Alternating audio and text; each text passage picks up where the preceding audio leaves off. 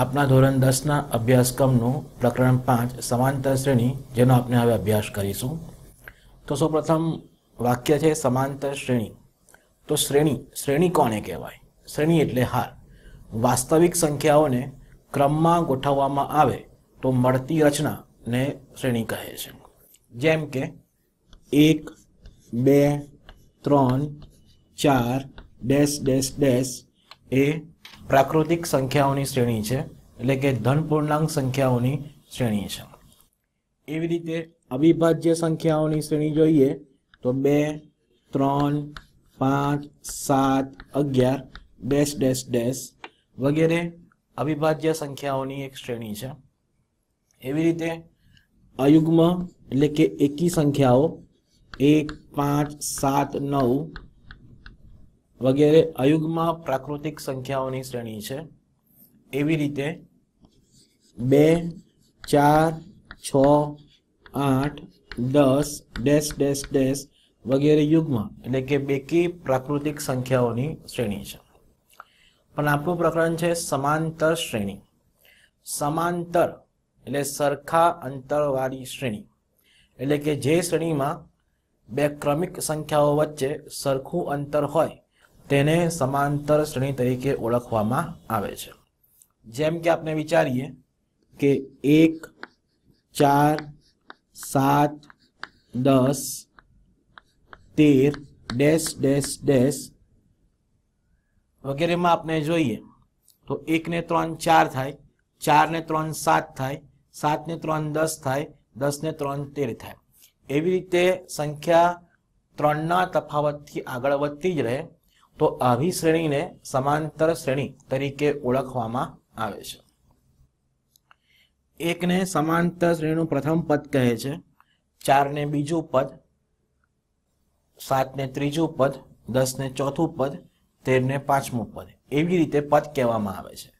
પદને ઇંગ્લિશમાં ટર્મ કહે છે, TERM, ટર્મ તરીકે ઓળખવામાં આવે છે. એટલે પહેલા પદને આપણે T1 કહીએ છીએ, બીજા પદને T2 કહીએ છીએ, ત્રીજા પદને T3 કહીએ છીએ, ચોથા પદને T4 કહીએ છીએ.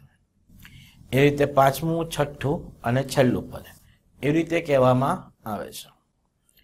તો અહીં આપણે જોઈએ તો 1 + 3 = 4, 4 + 3 = 7, એટલે કે 4 - 1 કરીએ તો આપણને 3 મળે, 7 - 4 કરીએ તો આપણને 3 મળે, 10 - 7 કરીએ તો આપણને 3 મળે, 3 - 10 કરીએ તો આપણને 3 મળે. એટલે કે કોઈ પણ બે ક્રમિક સંખ્યાઓ વચ્ચેનો તફાવત શૂન્યેતર અચળ મળે તો એ શ્રેણી સમાંતર શ્રેણી છે તેમ કહી શકાય. એટલે કે અહીં શૂન્યેતર એટલે શૂન્ય ના હોય તેવી સંખ્યા. આ તફાવતને આપણે સામાન્ય તફાવત તરીકે ઓળખીએ છીએ. અને સમાંતર શ્રેણીના પહેલા પદને સ્મોલ a વડે દર્શાવવામાં આવે છે. એટલે T1 બરાબર a કહેવામાં આવે છે, એના બરાબર 1 છે. T2 બરાબર આપણે જોઈએ તો 4 છે, T3 બરાબર 7 છે, T4 બરાબર 10 છે. તો અહીં જોઈએ તો 1 બરાબર 4 એટલે 1 + 3, 7 એટલે 1 + 6, 10 એટલે 1 + 9 અને અહીં 1 + 0. હજુ એને આગળ વધારીએ તો 1 + 0, ત્યારબાદ 1 +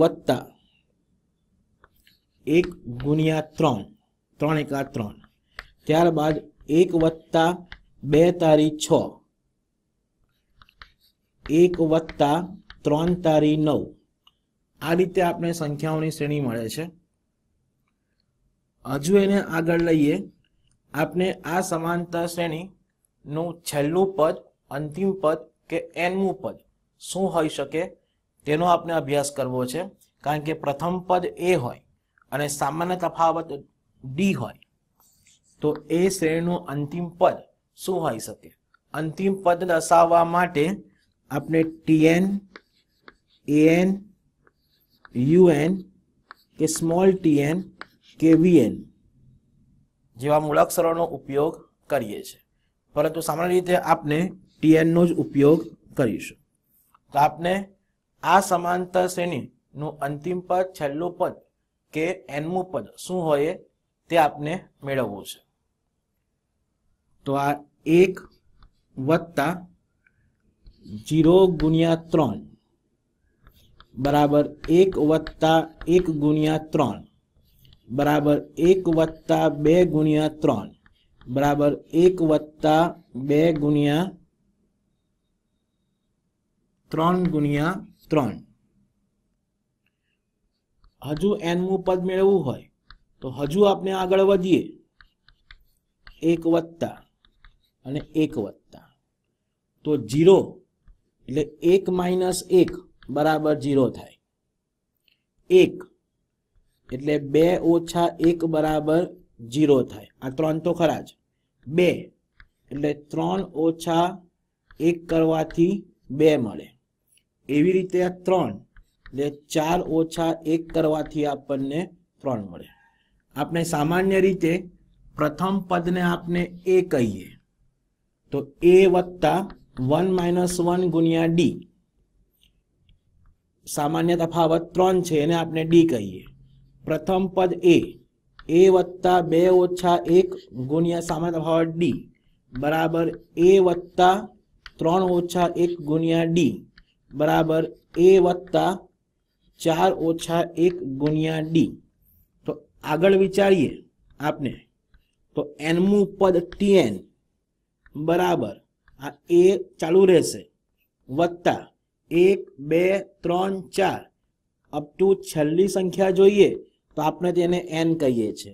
n માઇનસ અને અહીં 1 1 1 1 1 ચાલુ જ રહે છે અને અહીં d d d d અને d ચાલુ જ રહે છે. એટલે કે કોઈ પણ સમાંતર શ્રેણીનું nમું પદ આપણને tn બરાબર a વત્તા n માઇનસ 1 ગુણ્યા d એવું મળે. એટલે આ સૂત્ર પરથી કે tn બરાબર a વત્તા n માઇનસ 1 ગુણ્યા d એ કોઈ પણ સમાંતર શ્રેણી માટે nમું પદ, છેલ્લું પદ કે અંતિમ પદ તરીકે ઓળખવામાં આવે છે. આ સૂત્રમાં આપણે n ની કિંમત કોઈ પણ લઈને કોઈ પણ પદ મેળવી શકીએ છીએ. જેમ કે આપણને પૂછવામાં આવે કે 1 4 7 10 અને 13 આ સમાંતર શ્રેણી છે એનું 50મું પદ કેટલું હશે તો આપણે n બરાબર 50 લઈશું.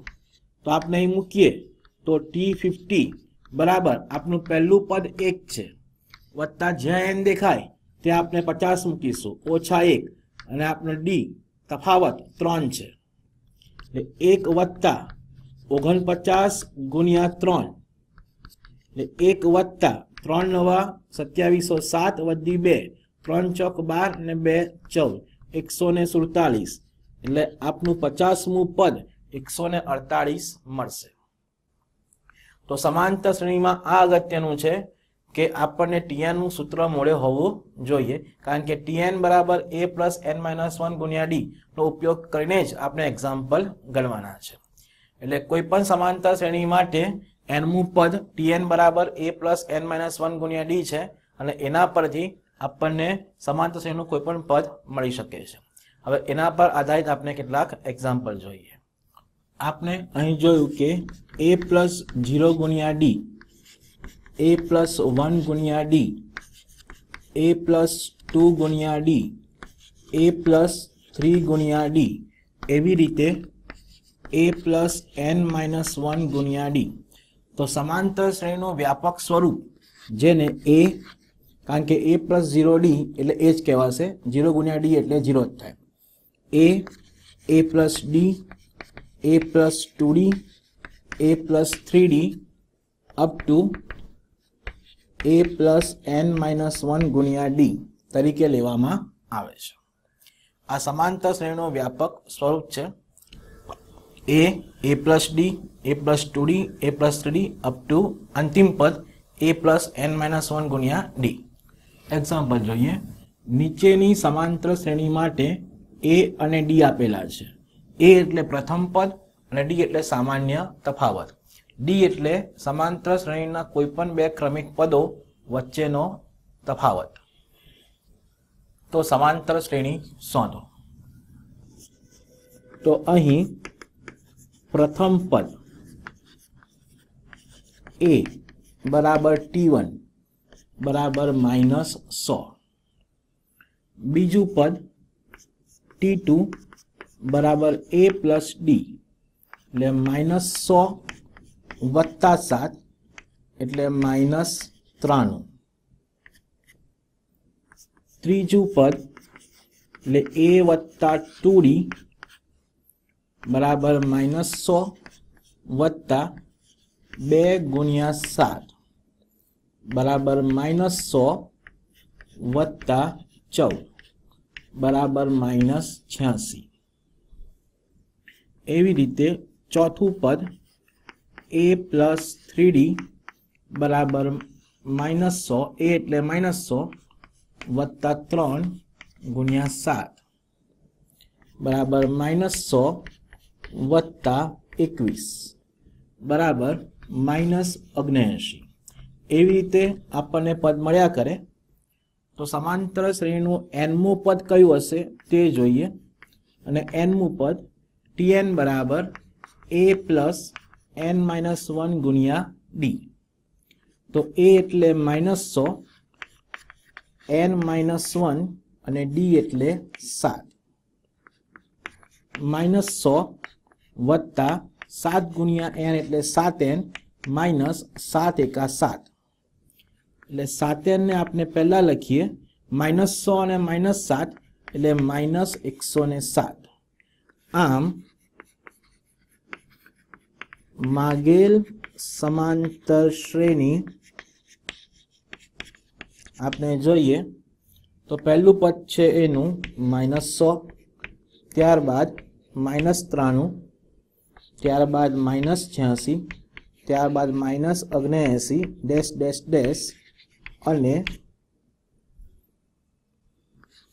શ્રેણીનું nમું પદ 7n -107 છે. તો આ રીતે પ્રથમ પદ અને સામાન્ય તફાવત આપેલો હોય તો આપણને સમાંતર શ્રેણી મળે છે. આ પ્રકારનું બીજો એક્ઝામ્પલ જોઈએ. પ્રથમ પદ a બરાબર 1000 અને સામાન્ય તફાવત d બરાબર -100. હવે અહીં પ્રથમ પદ t1 બરાબર a એટલે આપણે આપેલું છે 1000. બીજું પદ t2 આપણે જાણીએ છીએ કે સમાંતર શ્રેણીનું વ્યાપક સ્વરૂપ a પ્લસ d એટલે 1000 અને વત્તા d એટલે -100 બરાબર 900. સમાંતર શ્રેણીનું ત્રીજું પદ a વત્તા 2d, a plus d, a plus 2d એટલે 1000 વત્તા 2 ગુણ્યા -100 બરાબર 1000 વત્તા ઓછા 100 દુ 200 બરાબર 800. એવી રીતે ચોથું પદ જોઈએ તો a plus d, a plus 2d પછી a પ્લસ 3d બરાબર 1000 વત્તા 3 કૌંસમાં d એટલે -100 એટલે એના બરાબર 1000 વત્તા ઓછા 300 100 તારી 300 બરાબર 700. આ રીતે આપણને સમાંતર શ્રેણી મળે. અને સમાંતર શ્રેણીનું nમું પદ જોઈએ તો tn બરાબર a વત્તા n-1 ગુણ્યા d. એ આપણને આપેલા છે 1000 પ્રથમ પદ વત્તા n-1 ગુણ્યા સામાન્ય તફાવત છે -100 એટલે 1000 વત્તા n ગુણ્યા -100 એટલે -100n અને માઇનસ પ્લસ 100 એટલે 1000 અને 100 એટલે 1100 માઇનસ 100n મળે. આમ માગેલ